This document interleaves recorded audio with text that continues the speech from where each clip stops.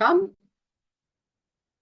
Ya, sambil menunggu, silakan membaca pesan-pesan yang ada di dalam screen yang sudah saya share. Jadi, acara review buku ini biasa terselenggara dari Lingua Klaber dan juga Kompas Publishing dan juga Naik Level. Ya, jadi ada tiga pihak ya yang mengumpulkan semua orang yang berminat untuk membaca, berliterasi, dan juga sharing pastinya ya. Jadi mungkin ada yang baru pertama kali ikut, mungkin masih bingung ini gimana sih maksudnya review buku atau apa. Sebenarnya review buku ya cukup membantu untuk teman-teman yang belum baca buku atau memang eh, tidak terlalu suka baca tidak sanggup atau tidak terlalu suka untuk baca diem gitu terus kan ya. Nah, tapi pengen tahu. Nah, di sini tempatnya ya. Nah, tapi untuk memberikan pengalaman baca yang menyenangkan dan literasi tentunya walaupun mungkin orang tuanya masih yang juga belajar bagaimana caranya supaya mencintai da- dan apa melakukan proses untuk berliterasi juga, tapi saya yakin kita selalu punya concern untuk generasi muda supaya juga bisa ditingkatkan ya level literasinya supaya bisa juga bersaing dengan eh, anak-anak muda yang ada di negara yang lain. Sebenarnya yang negara lain pun juga sama bermasalah dengan literasi di saat ini, zaman sekarang. Tapi eh, biasanya dari luar sudah punya konsep yang lebih konkret ya untuk mengatasi masalah literasi. Nah, kalau kita ini masih abstrak ya. Kalau di Indonesia banyak yang melakukan kegiatan supaya meningkatkan minat baca, tetapi relatif abstrak karena tidak ada pengukuran pengukuran yang eh, jelas sehingga kita sebagai orang dewasa atau orang tua bisa mengetahui, oh level literasi anak saya ini udah di mana, levelnya di mana. Nah, sementara eh, gaya sekolah pendidikan kita itu semuanya menjejali ya biasanya ya. Dari kita, saya masih kecil pun juga sama sampai sekarang sistemnya, mau kurikulum apapun, sistemnya itu ya dijejelin gitu kan. Ini belum selesai, belum ngerti, udah masuk lagi materi baca. Tidak baca habis pun ya sudah, yang penting masuk lagi materi baru, masuk lagi materi baru. Jadi kita tidak pernah ada pengukuran level literasi yang memadai. Nah, sementara seperti bahasa Inggris ya, ya khususnya bahasa Inggris itu lebih terukur bagaimana level kita ya. Dan kan kita merasa sendiri ketika kita belajar bahasa Inggris, kita tahu bahwa kita punya levelnya segini, segini, segini gitu ya. Sementara bahasa Indonesia kita tidak begitu. Makanya kadang-kadang wajar kalau misalnya nilai ulangan bahasa Inggris bisa lebih besar nilainya daripada bahasa Indonesia. Ya. Karena memang pengukurannya mungkin lebih jelas. Ya, grammar berapa persen, ini berapa persen. Ini. Sementara bahasa Indonesia, apalagi sekarang ya, justru sekarang switch ya, harus ada dasar literasi yang sangat kuat. Karena itu yang nanti diujikan untuk konsep literasi ini yang nanti diujikan di kelas 6, kelas 9, dan kelas 12 kan ya. Jadi untuk literasi numerasi dan juga literasi bahasa. Dan untuk yang SMA juga ada bahasa Inggrisnya sudah mulai. Nah, justru yang lebih terukur itu sekarang kebanyakan yaitu. Nah, kalau orang asing itu juga mempelajari bahasa Indonesia, mereka juga lebih terukur. Sementara kita yang native begini, kadang-kadang ya karena memang mungkin karena native ya, jadi kita juga merasa bahwa kita udah bisa kok ya, udah paham gitu. Baca bahasa Indonesia mah udah paham. Padahal kalau kita mungkin mengalami waktu masih kecil, kita skip semua itu proses-proses literasi, ya kemungkinan kita akan kesulitan membaca buku yang panjang dan tebal itu. Ya. Di, ya. Nah, di review buku ini saya cukup terbantu sebenarnya, ya. Karena yang membawakan materi, ya, itu benar-benar mengupas tuntas, ya. Jadi sedikit memberikan saya inspirasi bahwa membaca itu ya memang benar-benar bukan hanya sekedar scanning, ya. Memang ada inti-intinya yang kita harus tahu dan kita terapkan. Nah, tapi keasikan membaca itu sendiri memang ya sudah mulai menghilang karena memang ya itu, ya kita mungkin waktu dalam proses-proses yang kita waktu masih sekolah dulu, ya kita memang tidak terbiasa untuk apa membiasakan diri untuk asik gitu. Ada beberapa yang suka baca, memang saya termasuk yang suka baca, tenggelam dalam bacaan ya, tapi ada yang tidak seperti itu. Nah, sulitnya adalah generasi kita yang melanjutkan ini, yang ikut kena juga gitu ya. Apalagi kalau orang tuanya yang juga nggak suka baca, ya otomatis anaknya juga akan mengalami kesenjangan itu.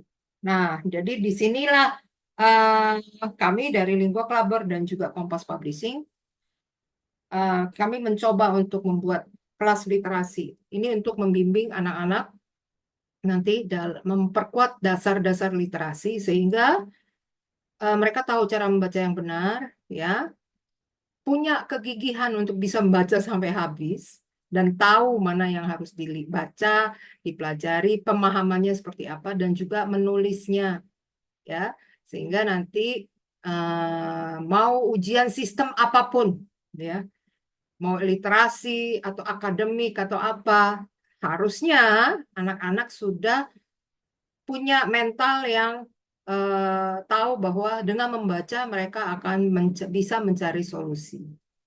Di situ yang kita inginkan. Ya, jadi nanti kalau ada yang berminat ingin tanya lebih jauh tentang kelas literasi eh, yang kami buat, ya, ada bahasa Inggris dan bahasa Indonesia, ada dua-duanya sehingga nanti bisa membantu untuk meningkatkan kemampuan, pastinya kemampuan akademik juga. Ya, oke, ini sudah cukup banyak, ya. Nanti akan yang ada juga yang masuk. Oke, saya rasa eh, sudah cukup pesan dari sponsor. Kita akan segera mulai. Ya, saya stop share dulu. Ya.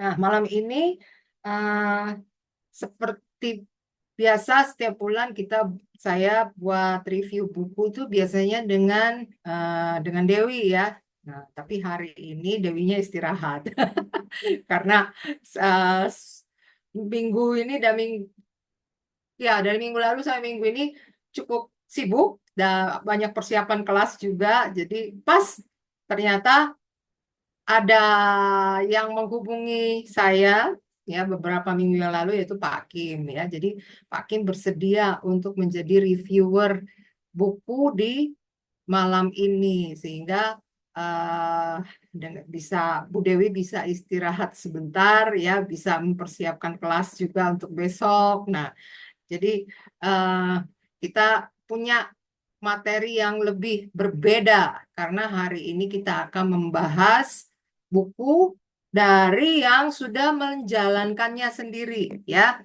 yaitu tentang passive income. Dan Pak Kim sendiri memang setahu saya memang saat ini setahu saya memang sudah apa mempensiunkan dini sendiri ya. Jadi udah pensiun dini dan berani untuk apa ya maksudnya melanjutkan semua kegiatan-kegiatan income dari dari passive income dan juga kegiatan-kegiatan yang bisa dilakukan untuk menambah income tapi dari rumah, ya.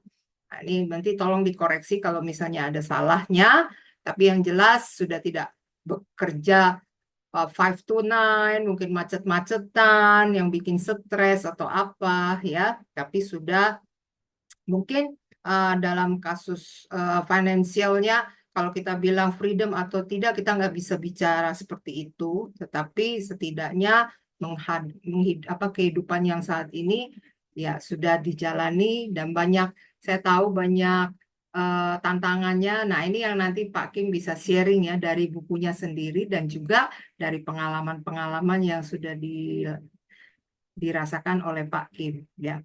Selamat malam Pak Kim. Ada di tempat ini deh. Halo, selamat malam, Bu Femi. Ya, oke. Ya, Nah, sudah siap ya Pak ya? sudah, Bu. Makasih. Ya, oke. Nah, mungkin bisa langsung saja dimulai. Kalau misalnya mau sharing bukunya, mungkin ada yang sudah pernah baca bukunya. Saya mungkin ada yang sudah boleh chat ya. Nah, bisa kasih insight sedikit. Dan seperti biasa di acara review ini tadi sudah saya jelaskan, kita juga sharing ya. Jadi bukan sekedar cuma soal bahas bukunya, tapi siapa yang mau curhat, siapa yang mau bertanya atau diskusi, silakan ya. Oke, saya serahkan langsung ke Pak Kim. Silakan Pak Kim untuk mulai materi buku Passive Income Strategy. Baik, ya terima kasih Bu Femi untuk kesempatannya. Juga terima kasih buat teman-teman yang sudah hadir ya di apa acara bedah buku malam ini. Ya benar, jadi beberapa waktu yang lalu saya sempat menghubungi Bu Femi ya. eh ini saya tampilkan ini ya video ya biar kelihatan supaya ndak dikira apa ini kok suara aja. Oke,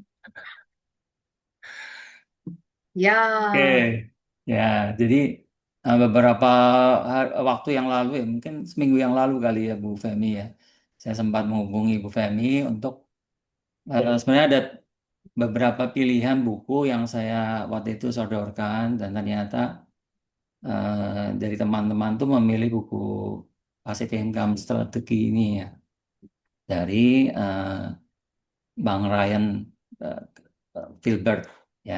Jadi Ryan Filbert ini adalah salah satu apa namanya pembicara investasi ya yang paling saya termasuk saya paling saya ikuti lah ya. Ada beberapa yang lain tapi memang salah satu yang saya suka ikutin ini diantaranya Ryan Filbert karena dia eh, cara menyampaikannya itu sangat sistematis ya. Jadi makanya buku ini juga salah satu buku andalan sih buat saya. Saya pakai sehari-hari ya. Ya memang di awal pusing juga ya membaca buku ini, nggak paham juga kan. Saya juga istilahnya tadi Bu Femi udah memperkenalkan background saya, kan nggak ujuk-ujuk ya langsung bisa hidup dari passive income itu kan nggak ujuk-ujuk. Jadi kan saya juga belajar juga. Nah, salah satunya saya pakai buku ini. Tapi di awal itu jujur agak susah ya, agak pusing juga membaca buku ini karena banyak istilah teknis di dalamnya. Nah, jadi mungkin kalau teman-teman, saya yakin ini kan buku udah lama banget nih beredar. Kalau saya baca itu dia terbitnya yang edisi awal itu udah dari tahun berapa ya? 2015. Nah, tapi dia dicetak ulang di tahun 2016, lalu cetakan ketiga itu udah direvisi. Sampai oh, sekarang tuh udah revisi yang udah cetakan yang ke-9 untuk yang revisinya, versi revisinya. Jadi cukup laris buku ini. Jadi mungkin di antara teman-teman juga udah banyak yang baca buku ini gitu. Nah, jadi eh, mungkin saya akan langsung aja nanti teman-teman kalau emang ada yang ingin ditanyakan atau apa bisa ya langsung di chat aja karena saya juga kepengen kalau bisa jangan dari saya aja ya jadi biar lebih interaktif gitu. Oke. Nah, ini sebelum saya memulai ya mengulas bab demi babnya, ini ada disclaimer dulu ya karena kan biasa kalau acara-acara sharing yang sifatnya itu berhubungan dengan investasi, selalu ada disclaimer ya, karena memang tidak diperbolehkan untuk apa namanya sebagai narasumber itu untuk menyarankan atau suatu instrumen tertentu atau menawarkan bentuk saham tertentu gitu ya, itu eh, ya nggak bisa lah. Jadi saya juga menyatakan ini disclaimer bahwa materi yang disampaikan sifatnya itu hanya edukatif aja dan juga reflektif lah ya, karena kan saya menurut pengalaman apa yang saya jalanin dan semua adalah keputusan finansial itu tanggung jawab dari masing-masing ya. Gitu. Saya kembalikan ke ibu-ibu, ke bapak dan ibu. Gitu. Nah, kemudian sebenarnya kenapa sih ya? Kan ini kan judulnya passive income strategy ya. Jadi strategi untuk membangun passive income. Nah, apa sih pentingnya gitu kan? Membangun passive income itu. Mengapa passive income itu penting? Nah, jadi kalau saya baca ya di bukunya Rian ini, mengapa penting ya? Karena suatu hari nanti kita itu pensiun atau bisa tidak mampu lagi untuk menghasilkan income. Nah, sehingga sementara kehidupan kita masih berlangsung ya. Kan kalau di Indonesia itu usia pensiun tuh umur 55 terus ada sampai 60 ya. Variasi sih, ada yang 50 juga ada yang udah pensiun juga ada. Nah, teman-teman saya tuh yang usianya sepantaran dengan saya itu banyak juga yang udah pensiun. Nah, jadi eh, tapi kan mereka masih tetap harus hidup kan, harus kehidupan harus berlangsung. Jadi apa yang harus dilakukan sementara eh, kalau misalnya penghasilan menurun kan berarti atau tidak ada lagi berarti kan dia harus kita harus mengelola keuangan supaya cukup gitu kan. Nah, ini kan tentu eh, jadi beban. Nah, sekarang kemudian jadi sebenarnya buku ini tuh mau bahas apa sih? Ya, bahwa gagasan inti bukunya adalah ya bahwa semua orang tuh sebenarnya ingin ada pendapatan tetap. Nah, tapi ya semua orang itu ingin pendapatan tetap tapi tanpa bekerja gitu loh. Ya bukan semua sih. Banyak juga orang yang senang bekerja kan. Nah, eh, buat saya sendiri senang bekerja. Sebenarnya saya kenapa mengambil jalur pensiun dini gitu ya.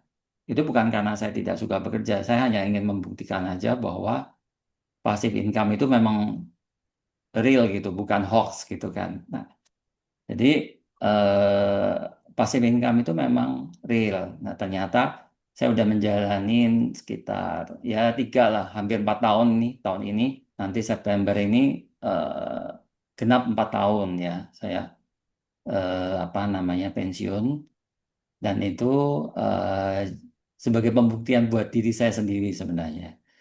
Nah, kemudian eh, gagasan inti yang berikutnya adalah tentang financial freedom itu adalah pendapatan yang tidak bergantung pada tenaga dan waktu. Artinya, ya kalau kita kerja itu kan, active income itu kan berarti kita akan mengeluarkan tenaga kan, dan juga waktu kita, menyediakan waktu kita.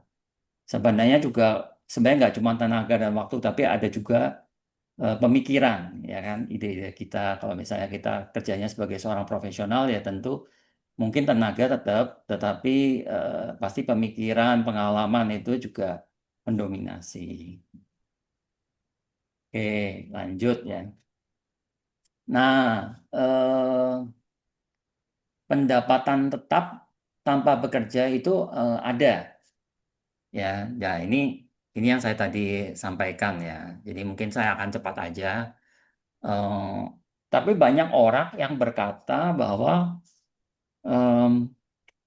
tapi ada loh investasi yang ternyata berujung bodong gitu. Ternyata bohong-bohong aja gitu kan. Kalau orang Manado bilangnya bote-bote gitu kan. Ternyata scam. Nah, itu bagaimana? Ya memang seperti itu memang ada gitu loh, hoax. di dunia investasi itu memang banyak gitu loh terjadi. Tapi sebenarnya bahwa tapi itu tidak apa, meniadakan bahwa kenyataan bahwa pasif income itu adalah hal yang real gitu loh. Pasif income itu sendiri nggak hoax, tapi kenyataan bahwa ada investasi yang scam itu itu juga real ya, itu juga terjadi. Nah, nah sebenarnya yang benar tuh gimana gitu kan? Kok ada investasi yang apa namanya scam gitu kan? Nah, sebenarnya investasi yang benar itu adalah upaya untuk mencapai passive income itu sebenarnya adalah ada tiga hal, yaitu membutuhkan aset ya, kemudian membutuhkan sistem dan membutuhkan waktu. Apa itu aset ya? Mungkin dari kata kalau waktu kan kita tahu ya, kita udah tahu. Sistem ya nanti saya akan jelaskan. Nah, aset itu apa? Aset itu adalah segala sesuatu yang menghasilkan return atau segala sesuatu yang menghasilkan passive income dalam hal ini. Nah, itu disebut aset. Jadi contohnya misalnya teman-teman ada yang punya rumah gitu ya sebagai milik pribadi. Nah, rumah itu kalau dihuni ya dipakai gitu ya. Itu itu bukan aset karena dipakai kan dikonsum ya, dipakai sendiri ya lama-lama rusak dan dia butuh perawatan. Perawatan itu sendiri berarti kan biaya keluar kan, keluar biaya. Nah, itu jadi liabilities, bukan aset. Kalau aset itu ketika rumah kita itu disewakan sehingga menghasilkan return. Nah, itu baru disebut aset. Nah, jadi aset butuh aset, kemudian ada sistem dan ada waktu. Nah, nanti kita akan bahas lebih lanjut ya. Mungkin di awal masih belum, teman-teman belum clear, nggak apa-apa, kita akan bahas lagi lebih lanjut nanti. Nah, yang berikutnya di bab 2 ya dari apa bukunya Rian Tibet ini membahas tentang eh, pengenalan ke dunia investasi. Nah, ternyata ya investasi itu harus dibedakan nih antara investasi dan spekulasi. Apa itu investasi dan apa itu spekulasi?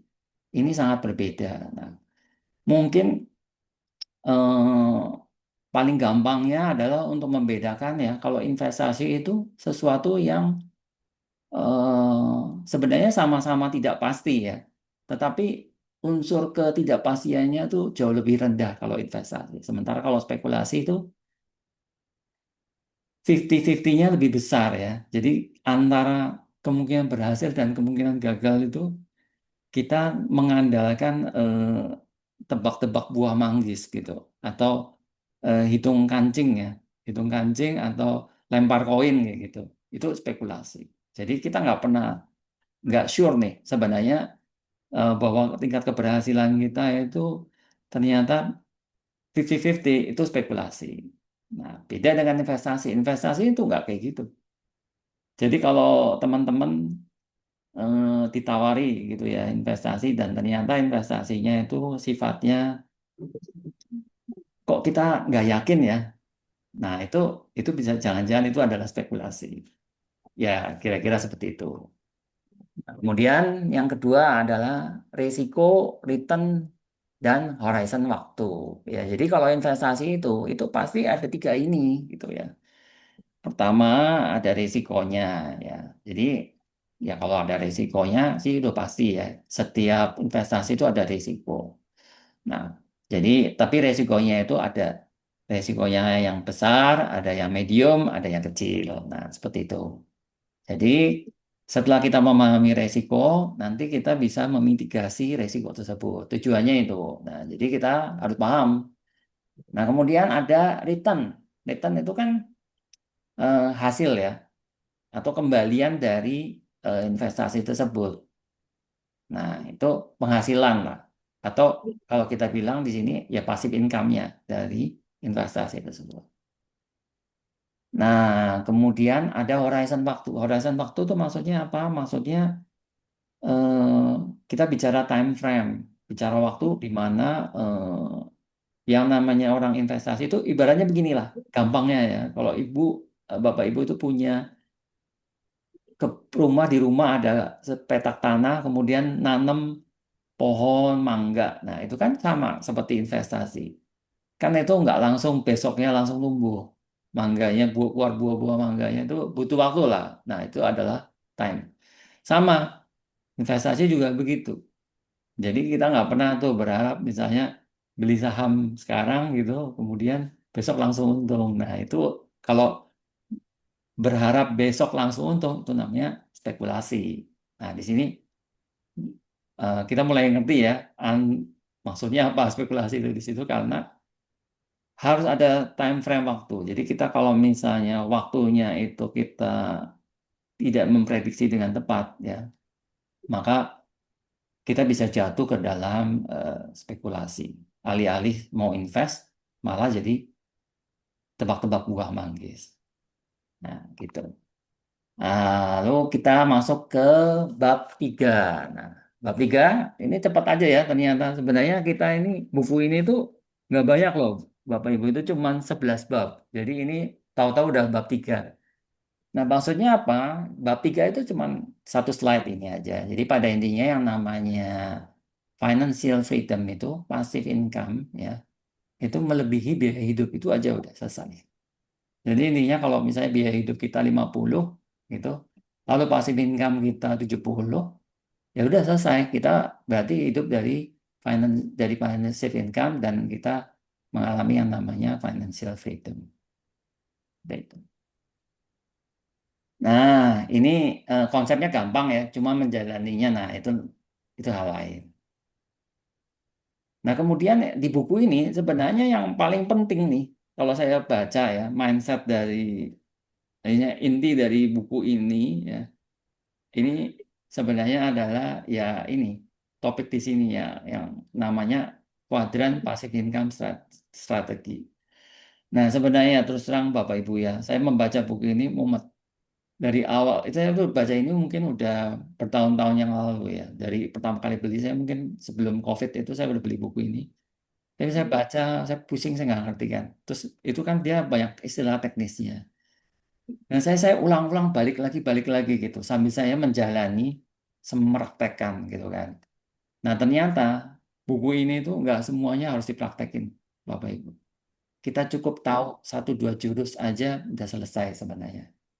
Tapi ternyata ada bagian yang nggak boleh dilewatkan, yaitu ini strategi intinya, kuadran passive income strategy. Apa itu? Nah, kita lihat satu-satu ya. Nah, 4 kuadran itu apa aja? Nah, ini bukan kayak Robert Kiyosaki ya, kuadran apa namanya itu? Kalau di Robert Kiyosaki, eh, apa? eh, saya lupa lah. Pada intinya itu ada employee, gitu, ada self-employed, terus ada pengusaha, lalu ada investor. Nah, kalau ini lain, ini benar-benar karya cipta dari Ryan Filbert. Jadi Ryan Filbert itu mengatakan ada 4 kuadran passive income, ya. Jadi pertama itu foundation. Foundation ini apa? Ini sebenarnya adalah membangun modal awal gitu. Membangun modal awal. Jadi eh, kan kita yang namanya investasi, investasi kan orang seru ya ngomongin investasi gini ada returnnya gini sekian persen sekian persen. Tapi kalau nggak ada modal kan nggak. Jadi paling penting itu kan pertama-tama yang harus dimiliki itu kan harus modal kan, ada modal. Nah sekarang kalau belum ada modal gimana? Ya dibangun dulu, membangun modal dulu gitu. Ngumpulin modal lah, gampangnya ya. Nah ini yang foundation, kuadran pertama. Nah kuadran kedua itu adalah kalau udah ngumpulin modal, lalu modal ini diapain gitu kan? Ya diberikan nilai tambah atau added value. Nah, nilai tambahnya itu apa? Dijadikan aset produktif, dijadikan aset pada intinya. Tadi kita udah ngomongin soal aset kan? Nah, ini eh, modal yang udah kita kumpulin dijadikan aset. Lalu yang ketiga, setelah membangun aset, terus apa yang kita lakukan? Nah, kan aset itu kan masih kecil. Karena kita uang yang kita tabung itu mungkin belum banyak. Nah, caranya supaya lebih cepat. Ya, yang ketiga ini yaitu compounding and secure. Artinya dikumpulkan di apa hasil dari aset tersebut dimasukkan kembali sebagai aset baru. Dibuat jadi multiplikasi asetnya, asetnya bertambah gitu. Nah, and secure artinya dari investasi yang memiliki resiko yang lebih tinggi diamankan ya, disecure, dimasukkan ke aset yang ya lebih resikonya lebih sedikit. Jadi sehingga lebih aman. Nah, ini istilah secure. Nah, lalu yang keempat adalah yang mencapai tahap yang ditunggu-tunggu, yang dinantikan, yaitu freedom. Nah, jadi di mana passive income menutup seluruh biaya. Gitu ya. Jadi simple sih sebenarnya. Nah, sekarang kita mulai bahas satu-satu nih, kuadran satu. Nah, foundation. Jadi pada dasarnya sebenarnya membangun foundation itu gampangnya itu gini, kerja. Gampangnya ya kerja udah. Mengumpulkan modal, caranya gimana? Ya dengan bekerja mendapatkan active income. Ya contohnya ya kalau sebagai karyawan ya bekerja di perusahaan atau misalnya sebagai pengusaha ya bekerja sebagai bisnismen, entah jualan, entah punya pabrik dan seterusnya gitu. Atau sebagai profesional mau jadi lawyer, dokter, apapun lah itu semua active income. Nah, uang yang didapat itu tidak semuanya dikonsum, tetapi dipakai untuk membangun nantinya akan membangun aset. Nah, jadi mindsetnya adalah disiplin menabung, ya, dan menunda konsumsi. Kenapa? Karena kan kita berarti kan nggak kita habisin tuh uang yang kita dapat dari gaji atau dari usaha bisnis, ya kan? Itu nggak kita habiskan. Nah, jadi kita sisihkan, gitu. Sisihkan untuk apa? Nantinya untuk membangun aset. Nah, kemudian contoh asetnya itu apa? Ya macam-macam. Ada dana darurat, tabungan berjangka, deposito, dan ada RT pasar uang. Nah, itu apa sih? Nanti ya kita bahas satu-satu. Terus kemudian supaya tujuannya adalah untuk berpindah ke added value tadi. Ya. Nah, sekarang kita lanjut ke kuadran berikutnya, added value. Teman-teman kalau ada yang ingin ditanyakan atau ingin komen, silakan ya, nanti di chat aja. Kemudian added value kuadran. Nah, di sini itu definisinya adalah modal diubah menjadi aset produktif yang mulai menghasilkan pendapatan sendiri. Jadi eh, pada ininya adalah dibelikan sebuah aset. Ya, misalnya nih ya, saya misalnya kerja ya sebagai seorang lawyer katakanlah. Kemudian saya dari perkara-perkara saya dapat, kemudian dapat uang, lalu uang itu ya saya pakai untuk kehidupan saya sehari-hari, untuk menghidupi keluarga gitu kan. Tapi saya sisakan, nah sisakan uang dan uang itu sejumlah uang yang dengan proporsi yang tetap mungkin ya, entah 25% kah, 30% dari penghasilan, saya ubah, saya belikan misalnya aset, katakanlah reksadana misalnya. Nah, seperti itu. Nah, jadi si reksadananya ini dia nggak nggak apa uangnya itu nggak mati gitu loh, nggak kepakai sendiri habis nantinya.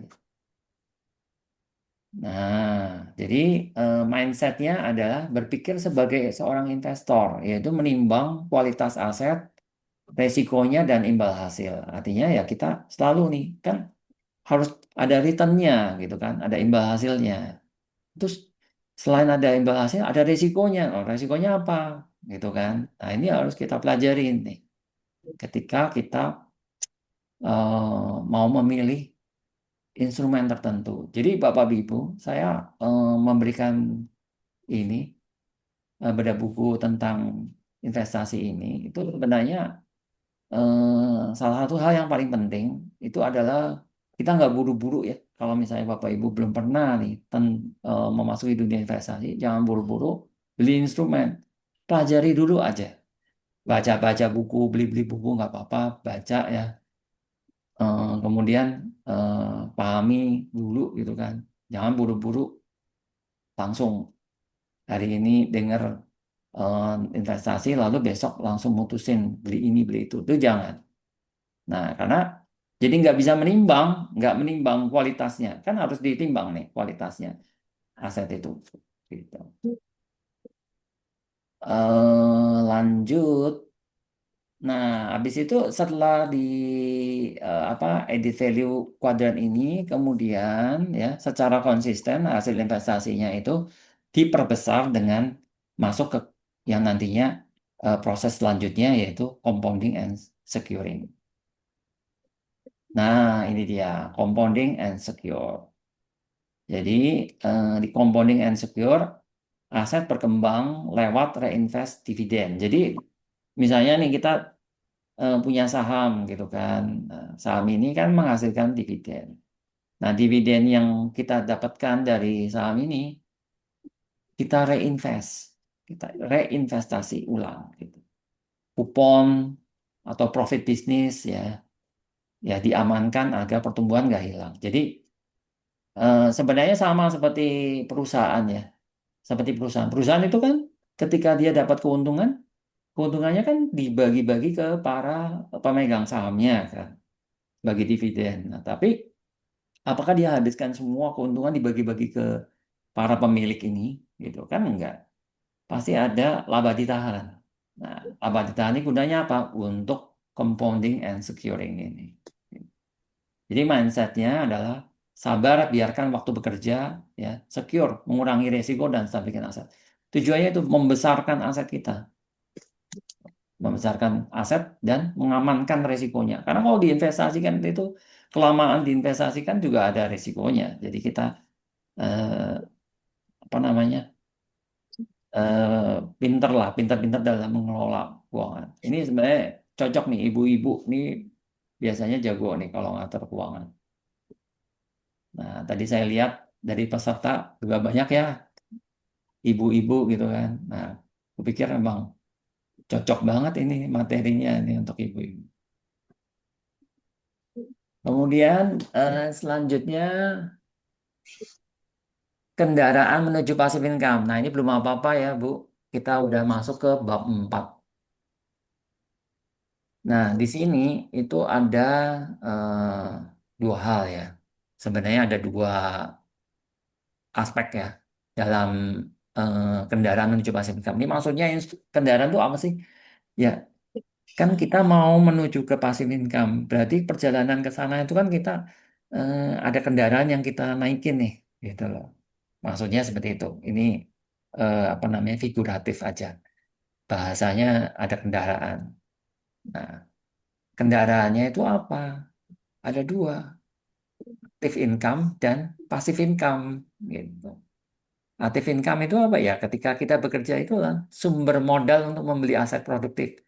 Ya gaji, ya misalnya kita kerja 9 to 5, kemudian kita sebagai profesional gitu kan, atau punya bisnis ya, jualan makanan kah, F&B, atau jualan di rumah ya, open PO seperti itu gitu kan. Itu kan juga bisnis tuh, walaupun di rumah ya. Eh, atau misalnya eh, freelance ya, side hustle. Nah, terus ada juga trading. Nah, trading ini orang sering kadang kala berbicara wah trading itu berarti investasi ya, investasi itu berarti trading gitu kan. Nah padahal sebenarnya trading itu bukan investasi, karena trading itu sebenarnya adalah active income, kerja tuh, bukan passive income. Jadi orang sering menghubung-hubungkan trading dengan apa passive income, padahal sebenarnya enggak. Karena kan kalau orang trading itu kan aktif ya, membaca chart, kemudian melakukan interpretasi kan terhadap chart tersebut misalnya. Nah, jadi itu sisi apa namanya kendaraan untuk mengumpulkan modal atau active income, dan ada yang satunya adalah passive income. Nah, passive income ini ya dari saham dividen atau reksadana ya.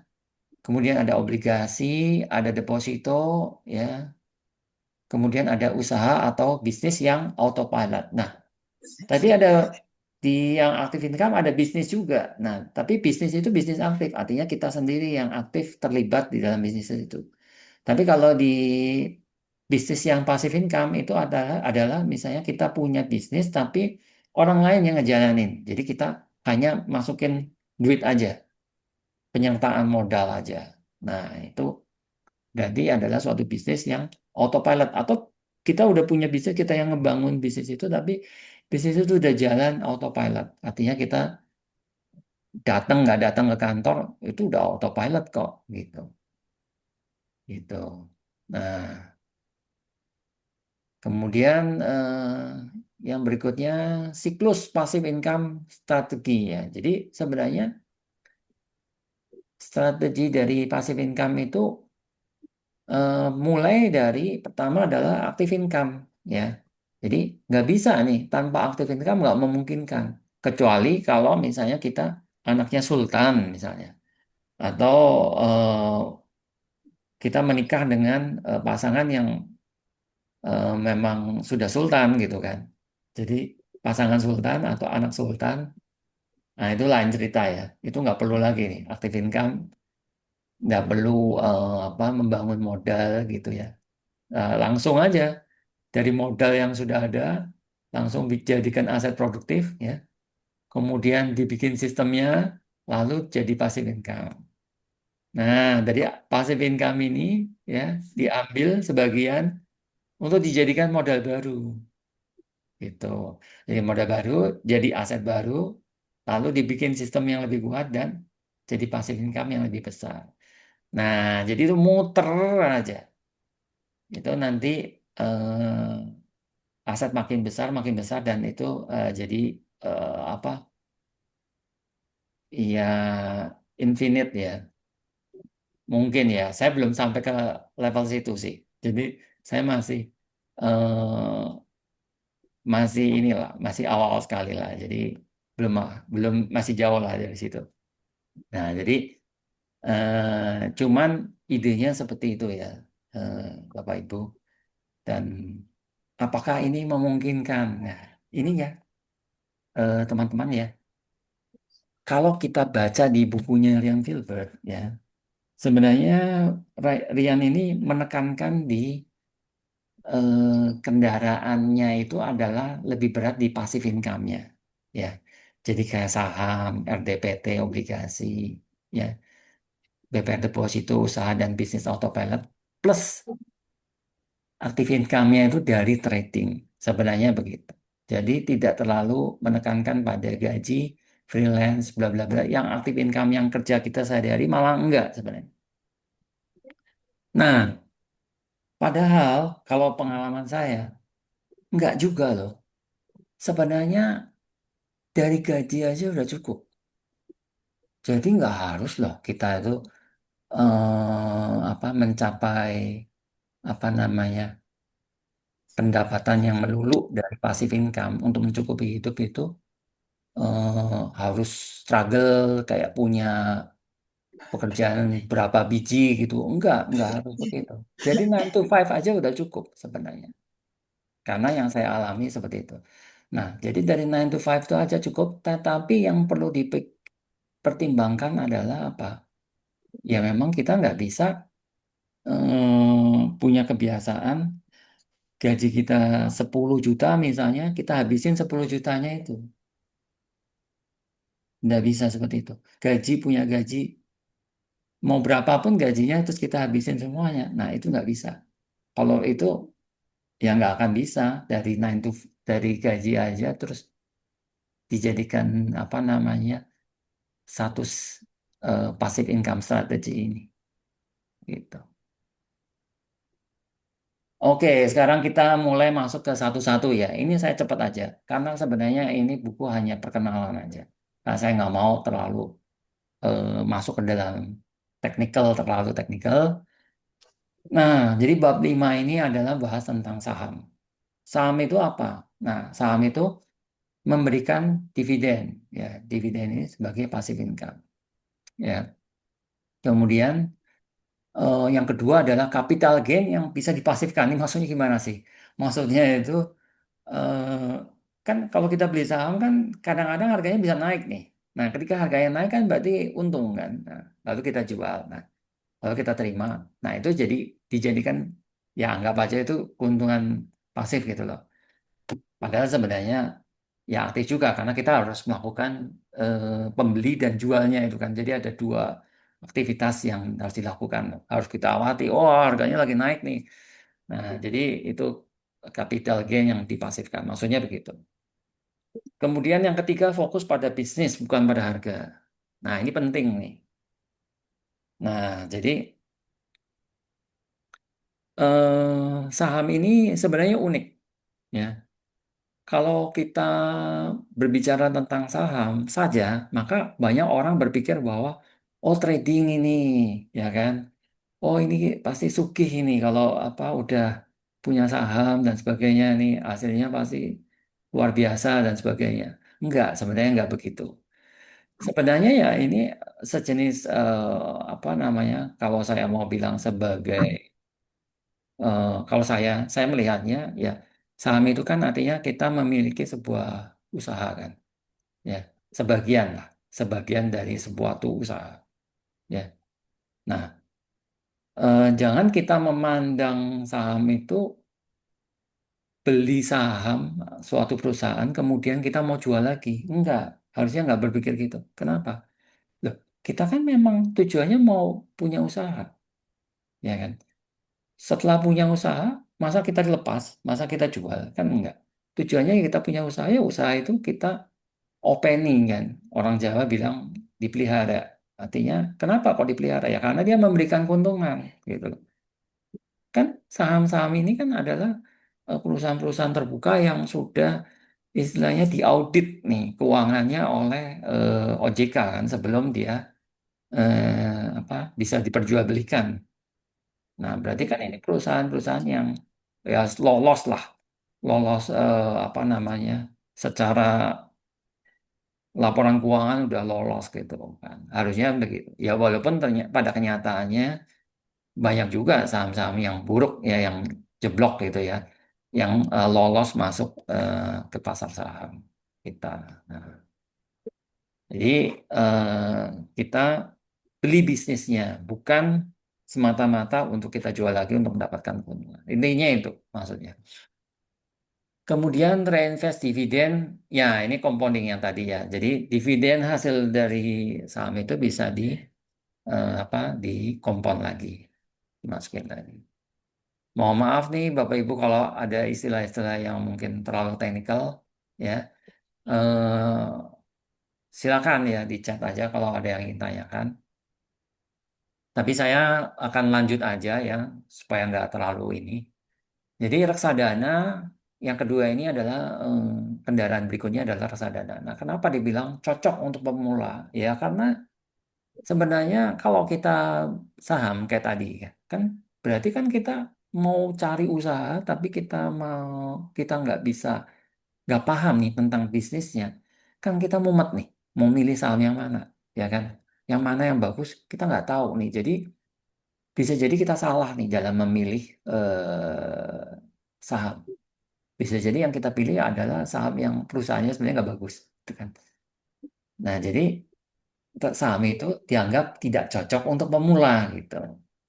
Lalu yang cocok untuk pemula yang mana? Ya reksadana.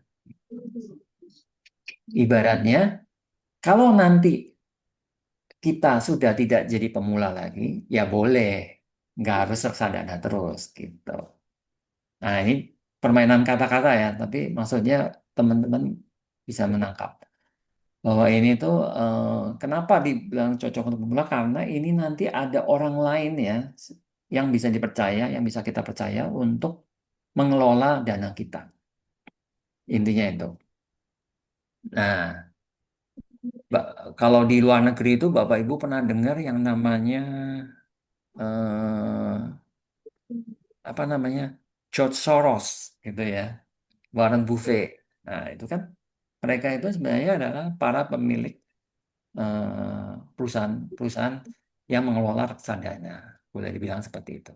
Karena orang nih punya duit tapi nggak mampu mengelola investasi, mempercayakan kepada perusahaan-perusahaan yang bernama manajemen investasi, dan manajemen investasi ini mengeluarkan produk-produk ya reksadana, ya macam-macam gitu. Reksadana mulai dari yang isinya itu yang sifatnya paling safe sampai yang paling apa risky, high risk ya, gitu. Intinya itu. Nah, tapi ini itu sesuatu yang harusnya logikanya itu mempermudah, bukan mempersulit. Nah, banyak orang sudah dipermudah, tapi apa ya? Mungkin karena panik atau karena apa, jadi malah rugi gitu. Nah, jadi ini tetap merupakan instrumen investasi. Jadi seperti yang namanya investasi selalu ada risiko. Jadi tetap teman-teman harus belajar ya. Seperti tadi saya ulang-ulang, jangan buru-buru lah pada intinya. Nah, yang berikutnya trading. Nah, trading ini sebenarnya paling tidak saya rekomendasikan. Kenapa? Karena ya trading ini benar-benar butuh skill. Dan skillnya itu bukan cuma sekedar paham tentang perekonomian ya, tentang melihat membaca chart aja, tapi harus paham nih tentang perekonomian ya, eh, juga paham tentang apa namanya fundamental ya. Jadi aspek-aspek yang sifatnya itu di luar spekulasi itu harus paham juga. Nah, jadi akhirnya ini jadi kayak apa? Ilmu sendiri kita udah pusing di kantor misalnya, yang sebagai dokter ya pusing dengan penyakit pasien, yang sebagai lawyer sudah pusing dengan perkara-perkaranya ini apa kliennya, dipusingkan harus memahami tentang ini too much lah, terlalu banyak. Jadi kalau menurut saya trading ini bukan berarti tidak boleh ya, tapi eh, berisiko sangat tinggi dan tidak disarankan. Ya, saya tidak terlalu menyarankan itu. Tapi bisa bisa jadi kendaraan untuk membangun modal juga. Ini salah satu aktivitas lah ya, boleh dibilang. Tapi orang tuh banyak yang apa merasa bangga bisa trading dan sebagainya. Tapi jujur ngomong ya, jangan terpancing dengan apa namanya tawaran-tawaran untuk trading dan sebagainya karena ini membutuhkan skill yang sangat tinggi. Kita anggap aja ini sebagai ya just another skill ya. Orang lain juga punya skill ya. Masing-masing kita punya skill. Ada yang jadi dokter, jadi juga itu skill yang spesifik ya. Dan ya nggak perlu harus ditambah dengan skill baru lagi kan, gitu loh untuk mendapatkan, untuk membangun, sekedar membangun passive income, terus sekedar membangun aset. Nah, kemudian yang berikutnya adalah usaha dan bisnis. Nah, bisnis bisa menjadi passive income jika sistemnya berjalan, nah, tanpa kehadiran. Nah, jadi ini saya juga kenal ya beberapa orang yang udah punya bisnis ya. Ada apa seseorang yang saya baru kenal belum lama ini, dia jualan apa namanya bumbu bumbu bakso gitu kan. Nah, mereka orang ini udah merintis usahanya ini udah sekian lama dan sistemnya. Dia mulai dari semua dikerjain sendiri nih, bumbu baksonya dan supaya dia jual di Tokopedia, dia jual di marketplace lah ya. Dan sekarang udah sistemnya udah jalan, dia nggak perlu sama sekali ke ini. Hanya sesekali dia datang itu karena mau pindah gudang gitu, mau pindah workshop yang lebih besar. Nah, jadi sistemnya udah jalan. Nah, ini juga bisa menjadi passive income gitu loh. Nah, jadi yang namanya passive income jangan berpikir bahwa ini sesuatu yang berbau keuangan aja ya, seperti tadi ya, obligasi lah, reksadana lah, saham gitu kan, itu kan bahasa-bahasa keuangan kan. Sebenarnya nggak harus, bisa juga sesuatu yang eh, kehidupan kita sehari-hari, tapi kita bikin sistemnya gitu loh. Mungkin kita sesudah sesuatu yang kita lakukan, misalnya kita jualan bakso, nih, ya jangan kita sendiri yang jualan terus gitu loh. Kita bikin sistemnya sehingga bisa ada orang lain yang kita delegasikan ke dia gitu kan, dia yang jual. Terus kemudian bisa dimultiplikasi, jadi bikin cabang gitu, buka cabang di mana. Itu namanya eh, usaha dan bisnis yang dijadikan passive income.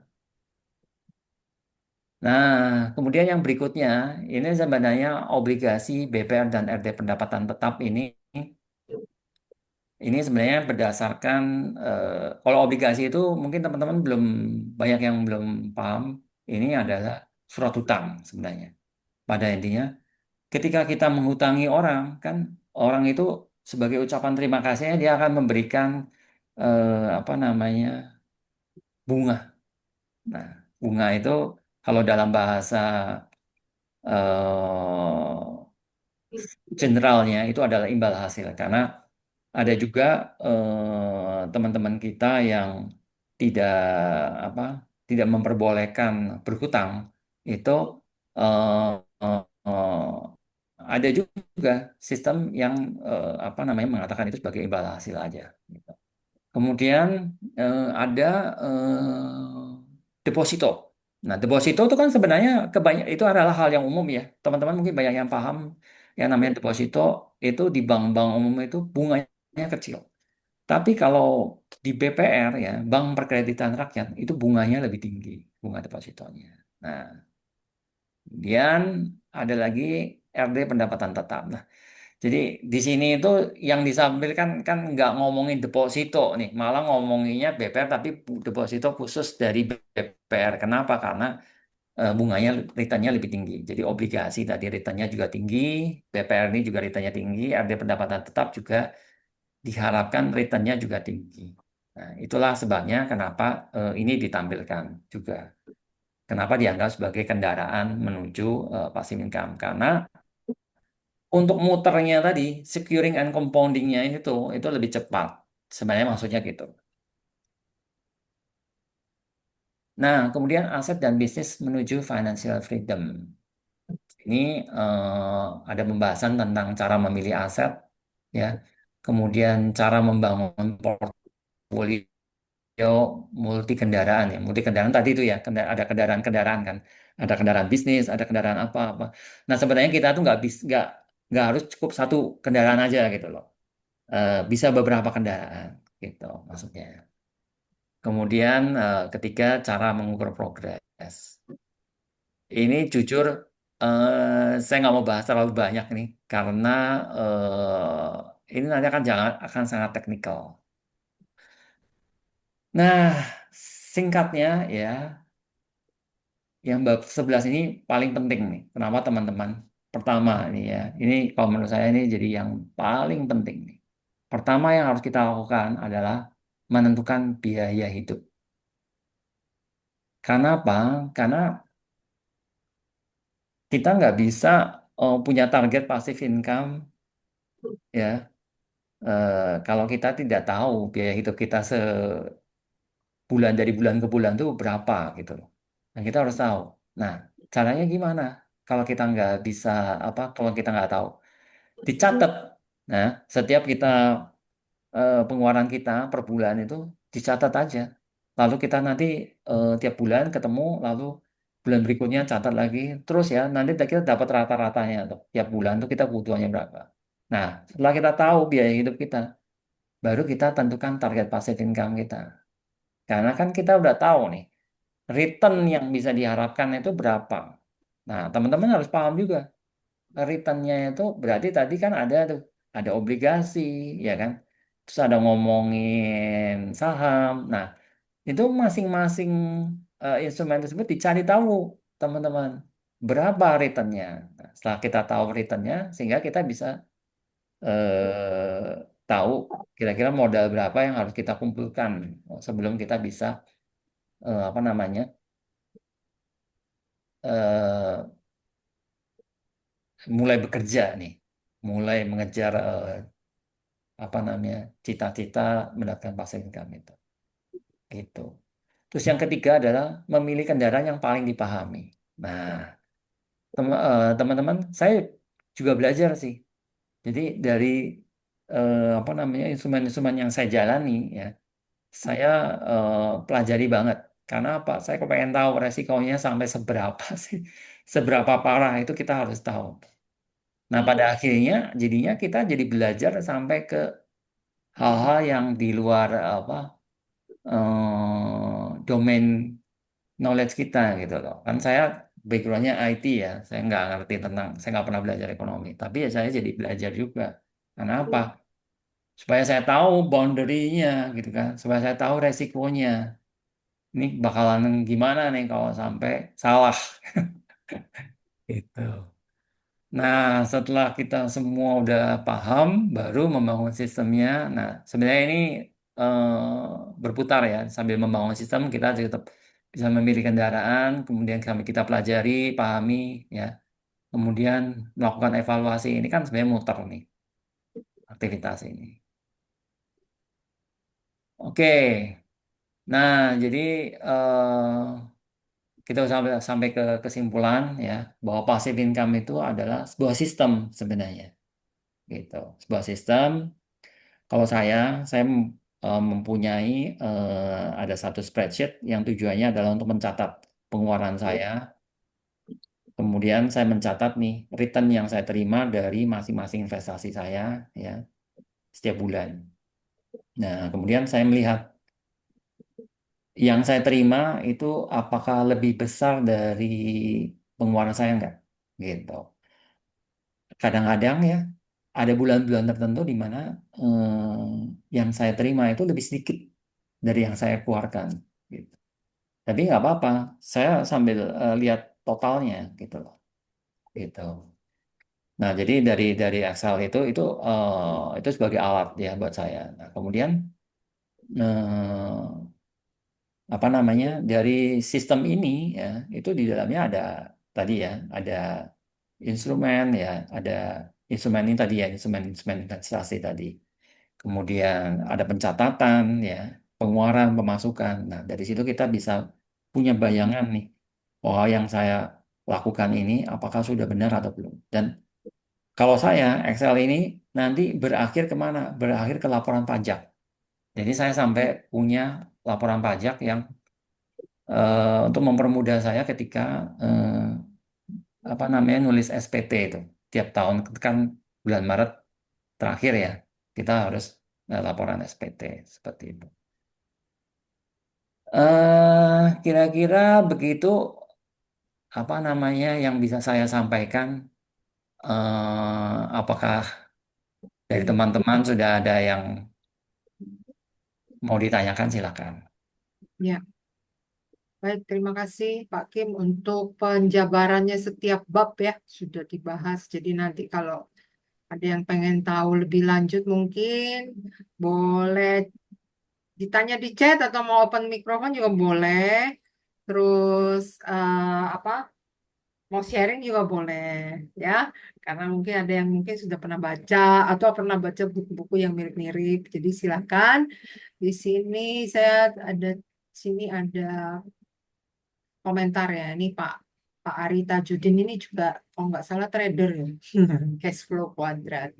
Terus sama Kak Fatrizal. Apakah Bapak seorang trader? Nah, ini ada pertanyaan. Mungkin penasaran. Tadi sudah dijelaskan mungkin. Sekilas. Mungkin ada yang mau ditanyakan sekalian. Kalau ada yang mau ditulis dulu, boleh. Mungkin yang mau tanya-tanya lebih lanjut, boleh juga. Ada yang mau sharing, yuk silakan. Mungkin Pak Kim mau jawab dulu? Boleh tanya? Boleh. Pak Robertus. Baik, Pak Ciong, saya mau tanya, setelah mengetahui rata-rata eh, biaya hidup, ya, kemudian menentukan target passive income. Untuk pemula yang realistis, itu berapa persen di atas biaya hidup rata-rata, Pak Ciong? Begitu, terima kasih. Ya. Oh gitu ya. Kalau saya sebenarnya eh, gimana ya? Saya kan orangnya nggak mau beresiko ya. Maksudnya saya tuh paling takut beresiko, ambil resiko sebenarnya. Jadi ini sebenarnya agak kontradiktif ya. Kenapa? Saya bukan seorang yang suka beresiko, tapi kok belajar investasi. Ini kan sebenarnya kontradiktif. Tapi jadi gini pada intinya Pak Robertus ya. Jadi justru karena saya tidak mau mengambil resiko, maka targetnya kan gini ya.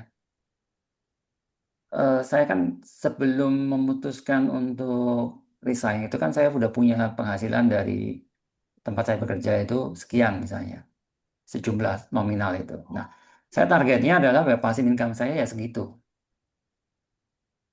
Ketika saya dapat segitu, kan saya masih bisa melakukan investasi kan. Saya masih bisa melakukan compounding and securing tadi kan. Yang nomor dua, added value sama yang compounding and securing.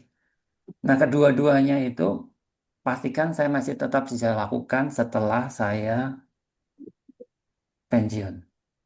Nah, jadi ya kalau ditanya targetnya berapa, ya targetnya adalah harus bisa menghasilkan passive income yang jumlahnya sama dengan 9 to 5 kita. Karena kalau enggak, ya buat apa dong? Masih mending kerja dong kalau gitu, orang masih muda kok. Itu sih Pak, jawaban dari saya. Boleh tanya lagi, Pak? Boleh. Ya silakan Makasih. Pak. Pak, kalau seandainya Pak, surplus di atas kertas, itu bagus, Pak. Ya, tapi surplus yang bagus itu tidak tercermin di dalam rekening koran bank kita, Pak. Begitu. Surplusnya bagus, angkanya besar, Pak. Tetapi kalau melihat ini saldo rekening bank segitu-gitu juga, Pak. Itu Bapak pernah mengalami, lalu kenapa ya, Pak? Oh gitu, itu mungkin yang Pak Robertus alami ya. Ah, mungkin saya tidak terlalu paham ya dengan pertanyaannya, teman. Kalau saya punya, mungkin saya jawabnya begini aja.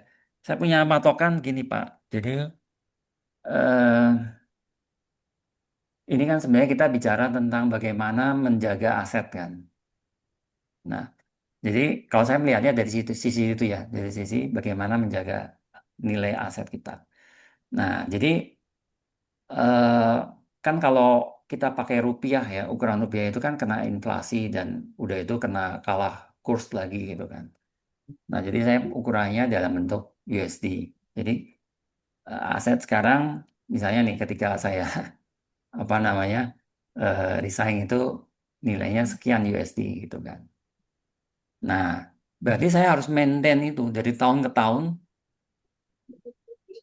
nilainya dalam USD itu tetap sama atau bahkan lebih. Kalau misalnya itu berkurang, berarti something wrong. Berarti ada yang harus diperbaiki dari apa namanya kualitas return yang didapatkan. Ini menurut pendapat saya ya. Karena kalau enggak akan susah nih untuk catch up gitu Pak.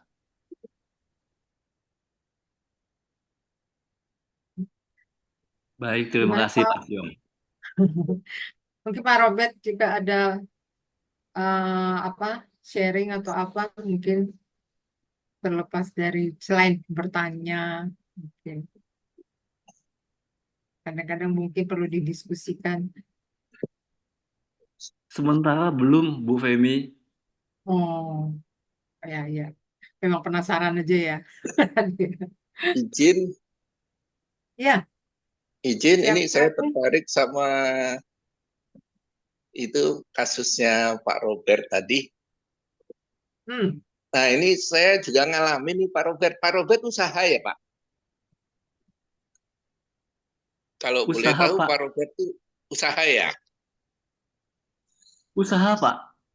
Nah, itu saya juga pernah ngalamin itu Pak Robert. Jadi saya tuh usaha waktu itu punya bengkel motor sama aksesoris ya. Nah, itu memang di laporan itu wah pendapatannya tinggi gitu ya. Tapi case-nya sama Pak, uang uang cash-nya itu nggak ada gitu loh.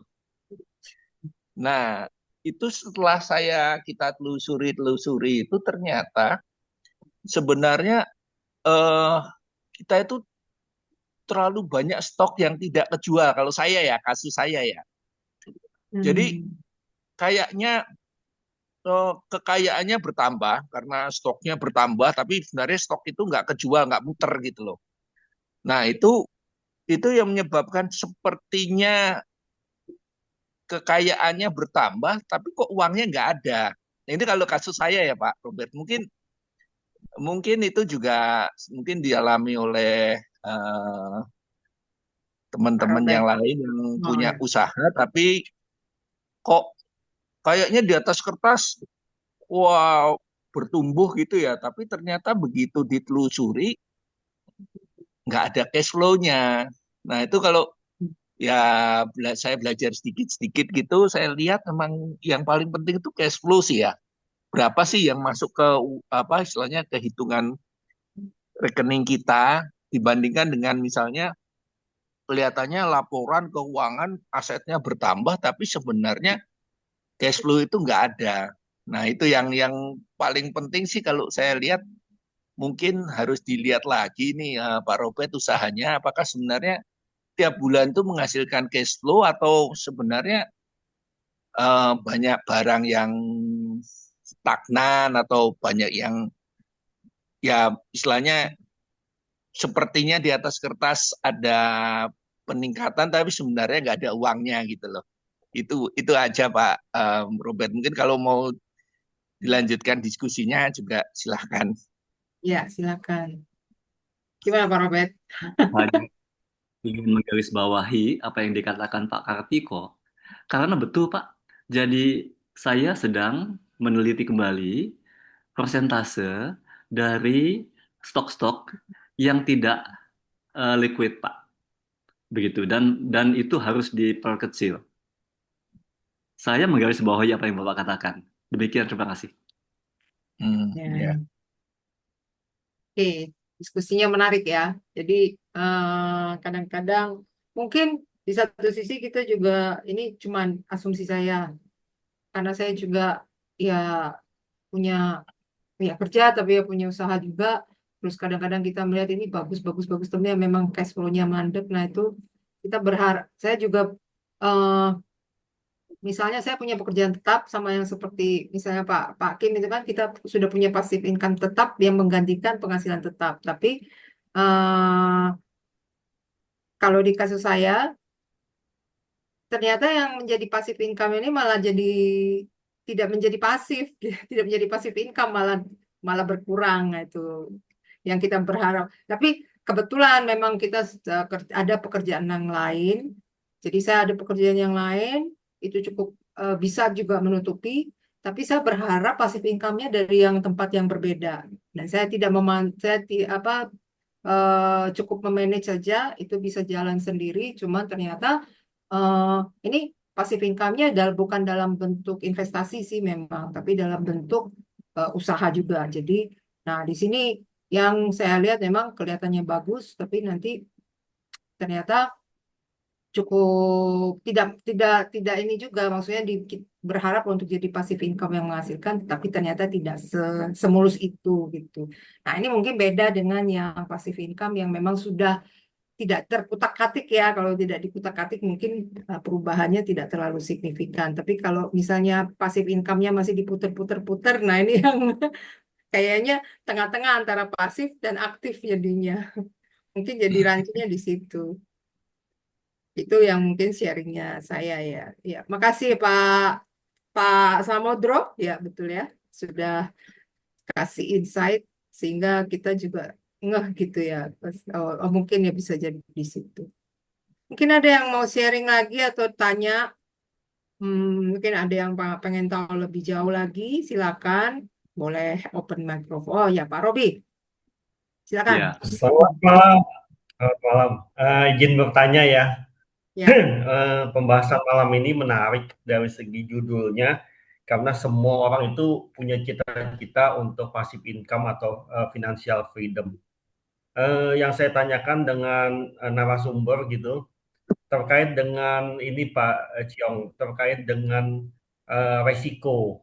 Artinya di dalam fase added value dan compounding secure itu kita bicara bagaimana mengamankan resiko terhadap hidup dan kesehatan.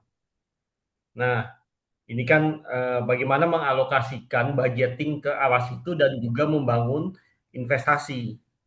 Itu aja sih yang saya mau tanya. Oh iya, ya, ini pertanyaan yang apa namanya, yang juga menjadi apa pertanyaan juga buat saya ya ketika saya sebelum jauh-jauh hari ya sebelum saya memutuskan untuk eh, pensiun dini. Jadi Ya, langsung kebayang sih, karena kan kalau kita kerja ya itu kan biasa dari kantor itu udah ada apa namanya medical support kan dari perusahaan betul. dan mereka kan menggunakan instrumen apa namanya insurance kan untuk itu gitu. Ya. Jadi dan itu sifatnya bulk ya. Jadi eh, saya udah sempat nanya sih ke berbagai vendor waktu itu dan melakukan apa namanya saya panggilin tuh dari berbagai merek asuransi karena saya kepengen dapat penawaran dari mereka dan dapat insight juga. Jadi karena nanti nggak akan segampang ini gitu kan dan tapi ternyata memang biayanya memang mahal. Jadi eh, kalau dari perusahaan itu kan bulk tuh, karena kan bayar begitu banyak karyawan, jadi mereka dapat premi yang lebih murah gitu. Nah berbeda dengan kalau kita yang single ya, misalnya maksudnya yang Ya. satuan-satuan gitu kan individual, jadi bayarnya jadi lebih mahal dan tapi ini jadi gini, jadi waktu itu saya sempat hampir semua saya tanyakan dan akhirnya saya menemukan ke satu orang di mana pada waktu itu dia mengambil perspektif dari sisi saya yang memang sudah mengenal investasi. Jadi beliau ini langsung tembak saya saran langsung kasih proposal ke saya, udah kamu manual aja, sorry apa tradisional aja gitu, Pak Hmm. Robi. Jadi karena gini, kan sebenarnya asuransi itu yang diperlukan ya. Kalau untuk saya keluarga itu lebih ke apa namanya asuransi kesehatan. Nah, Hmm. yang gampang, simpel itu kan sebenarnya udah disupport oleh BPJS ya, dan BPJS itu Betul. bagus kan. Selama ini saya lebih banyak pakai BPJS, jujur saja. Jadi walaupun saya memang apa namanya ada asuransi kesehatan lain, tapi yang paling dominan justru yang BPJS-nya, yang saya pakai sehari-hari ya secara ini. Baik. Nah, dan itu tidak kan orang bilang wah BPJS ini ya apa namanya lama lah panjang lah apa. Sebenarnya enggak, karena sama aja. Dulu saya juga kerja di kantor juga dapat asuransinya juga ya sama. Kalau asuransi pasti ngantri gitu lah di rumah sakitnya. Tetap harus lewat prosedur-prosedur yang sama. Jadi nggak ada beda, boleh bilang nggak ada beda. Cuma bedanya kan kalau dulu bisa langsung ke rumah sakit, kalau ini kan harus ke vaskes dulu. Tapi once itu ke vaskes kan dikasih waktu 3 bulan. Jadi no issue lah pakai BPJS. Tapi kalau seandainya hal itu dianggap tidak cukup, Askes itu langsung yang tradisional karena pertimbangannya dia adalah ya kamu udah tahu investasi kok, ngapain harus pakai yang unit link? Karena unit link itu jatuh-jatuhnya nanti akan ngongkosin adminnya, lebih banyak di adminnya gitu. Betul, betul, Pak. Karena nanti jadi apa namanya? Pertama kan itu harus ngebayarin investasinya dulu ya, baru Iya, ngebayarin ininya preminya. Kan betul. janjinya kayak gini ya. Kalau unit link itu kan janjinya oh nanti 10 tahun aja habis itu kamu nggak perlu bayar premi. Tapi kan kalau misalnya kondisi ekonominya lagi nggak bagus, investasi yang udah kita masukkan itu kan tidak tidak langsung tidak growing ya, misalnya tiba-tiba jadi pas turun, ya berarti kan kurang kan.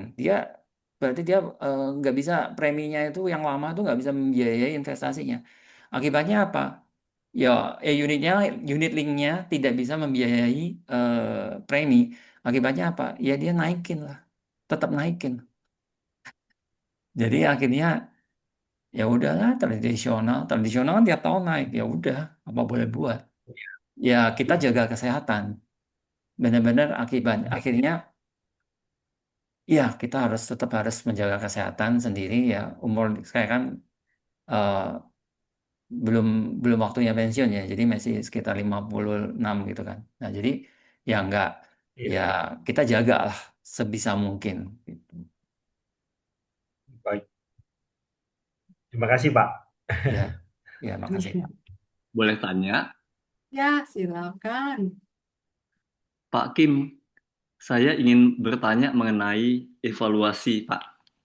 Di mana Bapak itu mengukur kinerja dari beberapa instrumen yang Bapak tempuh.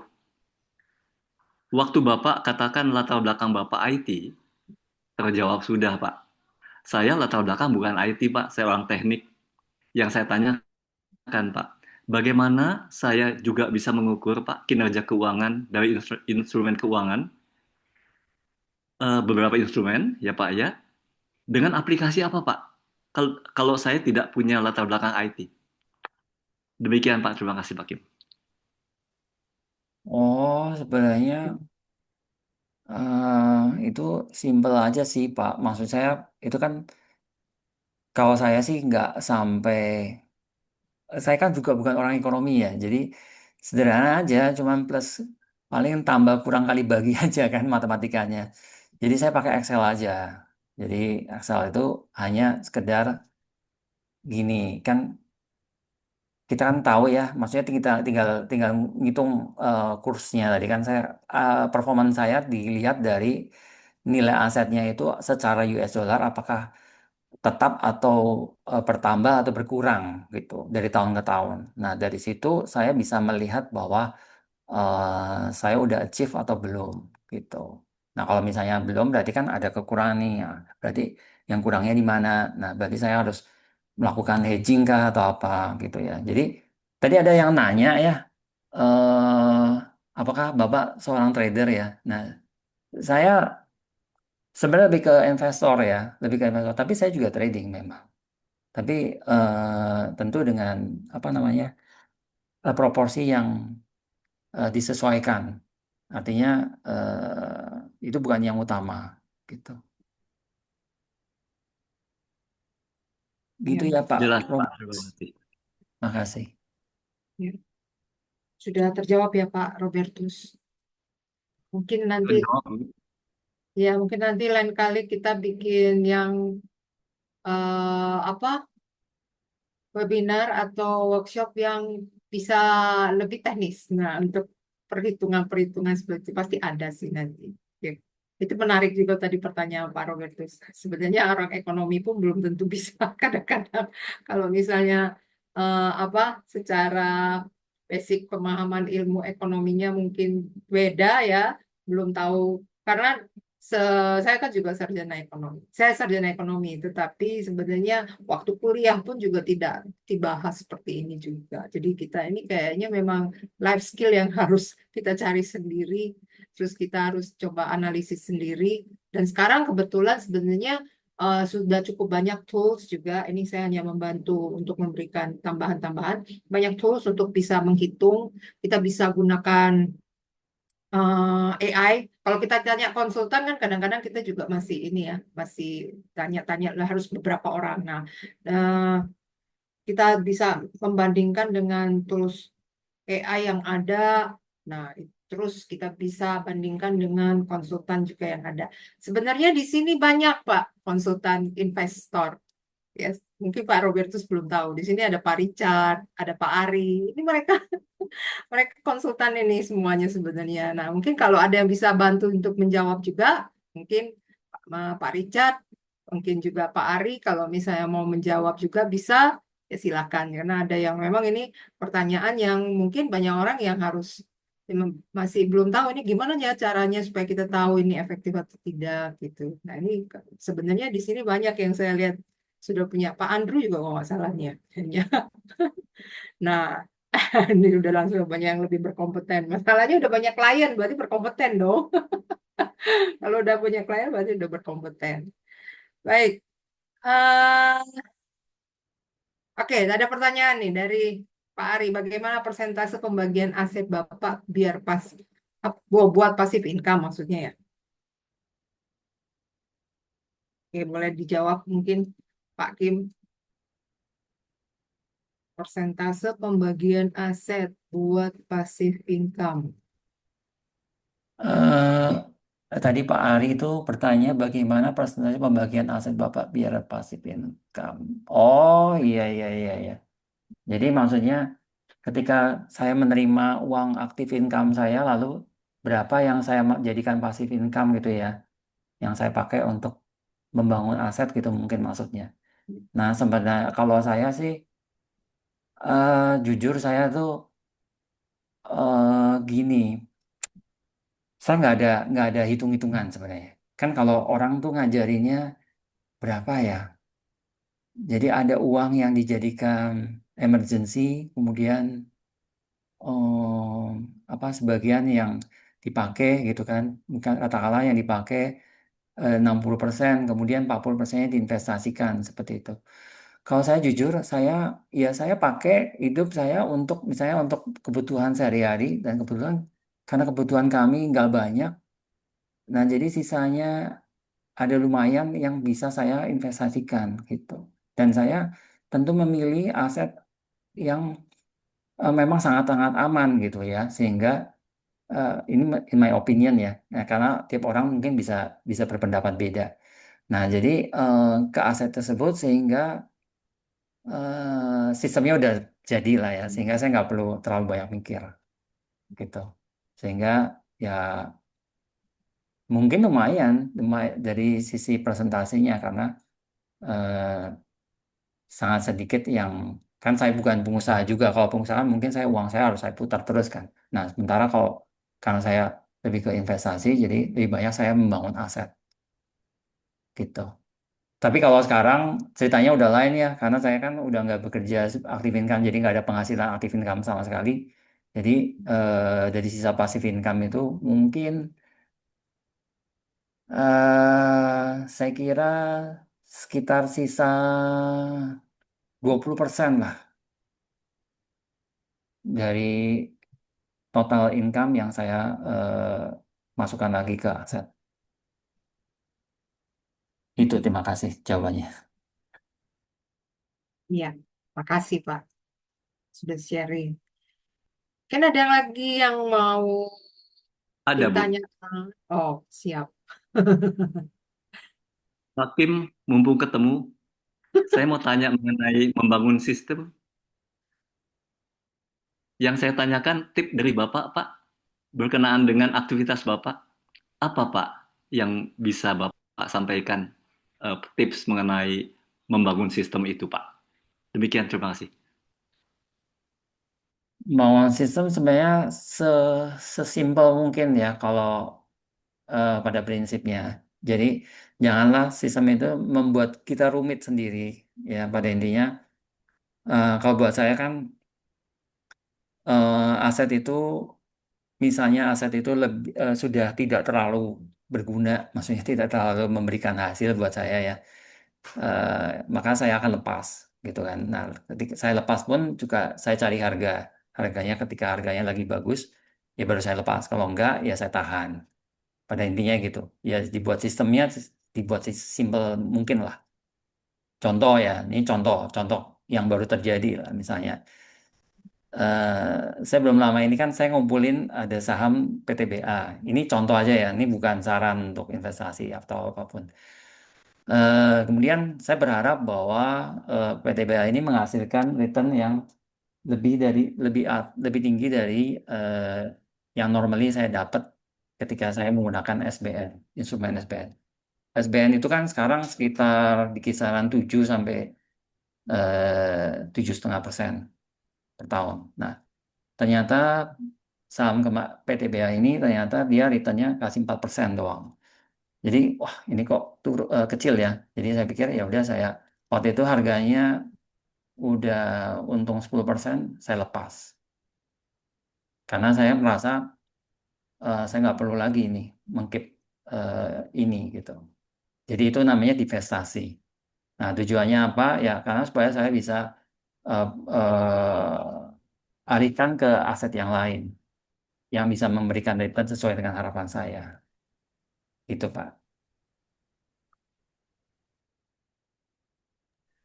Pak Kim, Ya. justru yang saya tanya itu contoh-contoh tadi, Pak. Kalau boleh ditambah lagi, Pak, contoh lainnya, Pak. Karena itu lebih ini, Pak, lebih terapan sifatnya. Demikian, terima kasih. Ya, contoh yang lain, kalau saya misalnya, saya kan banyak di SBN ya. Jadi misalnya, eh, seringkali ya, kalau kita nyimpen SBN tuh, kadangkala ya, harganya itu bisa, apa maksudnya, kadang-kadang ada, kalau kita suka ngamatin pasar ya, itu kadang-kadang ada eh, seri tertentu yang memberikan kupon lebih tinggi sebenarnya dengan yang kita pegang. Ya. Memberi return yang lebih tinggi daripada yang kita sedang pegang, tapi harganya kebetulan lagi murah gitu, lagi diskon. Nah, jadi apa yang saya lakukan? Saya cari di antara SBN saya yang yang kuponnya nggak terlalu tinggi ya, lebih rendah, tapi harganya lagi tinggi. Saya lepas tuh, saya switch. Nah, itu contoh. Jadi saya langsung switch ke kupon yang memberikan kupon yang lebih tinggi. Jadi otomatis aset saya bekerja lebih baik gitu jadinya, menghasilkan return yang lebih baik. Nah biasanya itu kalau saya biasa lewat telepon aja sih ke ini ke apa ke relation manager di bank tempat saya. Kemudian ya udah nanti dia atur, saya lihat dia liatin harganya gitu, udah cocok, oke. Jadi eh, sebentar aja, paling setengah jam atau 1 jam prosesnya itu udah kelar sih. Tapi apa namanya, em, biasa kan yang namanya orang pensiun itu kan tenang ya, nggak ada stres ya. Jadi sesekali bolehlah ketika menentukan harga lihat apa lihat harganya itu tegang sedikit, tegang sedikit gitu loh. Nah pada saat itulah, habis itu begitu tanda tangan udah selesai, ya udah tenang lagi. Gitu sih Pak, kalau dari pengalaman saya.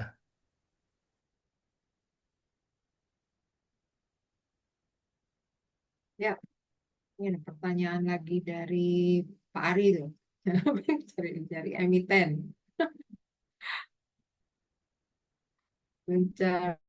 Memilih emiten saham. Oh, Jadi yang emiten. mau Wah, pengalaman ini. Jadi banyak dong orang saham saya tahu. Banyak di iya sini orang kalau saham bukan. kalau saya prinsipnya sederhana sih Pak. Jadi saya kan seperti tadi saya tekankan bahwa ketika saya beli saham itu saya tidak mencari capital gain, saya tidak mencari keuntungan di naik turunnya harga ya. Karena itu kan sebenarnya lebih bersifat spekulatif. Mana tahu kita harganya akan naik atau turun. Nah, jadi itu nggak bisa jadi patokan. Nah, makanya saya lebih ke bagaimana dia menghasilkan hasilnya dia. Dia menghasilkan dividen nggak? Kalau dia nggak menghasilkan dividen, saya mau. Kalau nggak ada dividen, ya nggak. Nah, dividennya seberapa? Dibandingkan dengan harganya sekarang ini bagaimana? Apakah dia memberikan return yang bisa lebih besar daripada SBN? Patokan saya selalu SBN. Kalau dia lebih besar dari SBN, udah ambil. Dan harus konsisten. Tiap tahun nggak? Kan kalau SBN konsisten. Masa saya beli sesuatu yang jadi lebih nggak konsisten, ya kan? Kan ngapain gitu loh. Jadi itu saya biasa gitu sih. Ya jadi gimana caranya? Ya udah tinggal cek historinya, dia kasih dividen konsisten nggak, tiap tahun ada nggak gitu. Kalau misalnya ada, oke. Kalau nggak, ya lewat dulu gitu. Terus returnnya, yieldnya ya, jadi kan dividen yieldnya berapa gitu. Jadi sesimpel itu sih, Pak. nggak ngelihat. Nah, makanya sekarang ketika harga saham semua lagi pada turun semua, dividen yieldnya jadi bagus, jadi kelihatan bagus. Gitu. Itu Pak Ari. Makasih. Ya, oke. Mungkin satu pertanyaan lagi. Waktunya sudah mau jam 9. Mungkin satu pertanyaan lagi yang mau ditanyakan atau mau ada yang sharing. Nanti kalau misalnya perlu tanya lebih lanjut, ada di grup ya. Pak Kim ada di grup yang mana nih ya? Yang di Lingua Clubber ya? Aku di grup naik level, Oh, Kak. naik level ya, ya, ya. Ya. Nanti ini gue lagi nyari-nyari soalnya ini dari banyak grup. Oke, bisa nanya-nanya. Oh, tapi di naik level chatnya saya ini ya, saya nonaktifkan. Nanti besok saya aktifkan. Mungkin siapa tahu ada yang mau nanya-nanya. Silakan, mungkin ada yang mau ditanyakan lagi satu orang mungkin sharing. Jadi sudah kira-kira tahu ya mana yang sebenarnya pasif income, mana yang eh, aktif income. Kalau investor itu mana yang pasif, mana yang aktif. Juga kalau trader, trading itu apakah aktif income atau pasif income ya. Silakan Pak Ari mau ngomong. Ini sering ganggu bentar mau tanya ke Pak Kimnya ya. Pak Kim, ini kalau misalnya Bapak lebih cenderung ke value investor atau ke apa grow investor, Pak? Saya nggak begitu paham tuh istilah-istilahnya sebenarnya Pak. Cuman kalau mungkin lebih ke value-nya itu ya. Karena kalau growth gitu kan berarti berharap saham itu makin naik kan. Kalau saya nggak, karena ya seperti contohnya ya PTBA itu kan sebenarnya udah bukan growth lagi mungkin ya. Karena kan, tapi kalau menurut saya sih semua saham di Indonesia itu kan masih growing. Karena kan IHSG itu termasuk maksudnya BEI itu kan bursa saham yang masih muda, masih young kan. Indonesia itu sendiri juga negaranya masih muda gitu. Jadi ya semua menurut saya ya growth ya value juga sih. Ya. Pak, baru kalau menurut Bapak nih, kira-kira dalam kondisi sekarang nih, kira-kira emiten atau sektor mana nih yang lebih oke ya kalau kita bercerita perspektif secara umum gitu, Pak?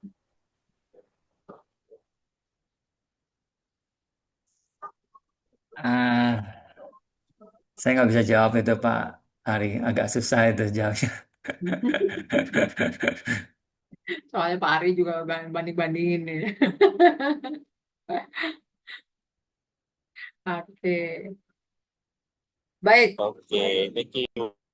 Ya, ya, siap. Nanti kalau mau diskusi boleh ngobrol-ngobrol ya. Nanti di Japri aja. Ini saya tahu banyak bapak-bapak yang memang apa bergelut di bidang keuangan, cuman mungkin mau sharing, cuman masih belum apa, belum klik ya. Nanti kalau udah klik baru nih bisa lancar ngomongannya. Baik, terima kasih buat partisipasinya semua malam ini ya. Topiknya cukup apa mengundang banyak apa insight ya supaya teman-teman yang di sini juga bisa melakukan untuk kehidupannya masing-masing. Mungkin bahkan masih banyak pertanyaan ya, misalnya. Tapi kita pernah membahas soal financial freedom waktu itu dengan Mbak dengan bukan Mas financial freedom ini ya, cara mengatur keuangan juga kan dengan pas dengan Ibu Dewi itu ya, jadi itu mungkin ada kaitannya ya, mungkin diingat-ingat lagi tuh rekaman yang lama bagaimana Kak caranya kita melakukan manajemen ya, bagaimana psikologi psychology of money-nya dulu. Nah ini kan berkembang ya dari psychology of money, terus ada beberapa juga yang dibahas, terus hari hari ini passive income. Nah mungkin bisa menentukan kapan saya harus sudah mulai memikirkan itu, karena ini biasanya yang jadi kasus buat ini gen milenial ke atas ya, yang 40 tahunan ke atas sudah mungkin harus memikirkan itu. Baik, terima kasih buat waktunya semuanya. Nanti masih ada materi yang Sebenarnya Pak Kim siapkan, tapi nanti kita akan bahas ya kapan Pak Kim akan bisa sharing kembali untuk materi yang Pak Kim kemarin berikan. Itu ada 3 buku ya, ada berhubungan semuanya dengan ini, berhubungan semua dengan materi-materi self developing juga untuk keuangan. Nah, ya, nanti saya akan share di grup juga, mungkin teman-teman bisa milih, bisa voting buku mana lagi nih yang mau dibahas. Oke, thank you semua. Selamat malam. Nanti rekamannya saya share di grup. Kalau ada yang ketinggalan, nanti bisa ditonton di link yang saya share besok. Ya, selamat malam semua. Selamat beraktivitas buat besok. Selamat beristirahat buat malam ini. Oke, silakan kalau mau leave Zoom-nya. Terima kasih Bu Femi, terima kasih Ya, teman-teman semua. makasih Pak Kim. Ya, Nanti lagi ya. ya siap. Ya, baik.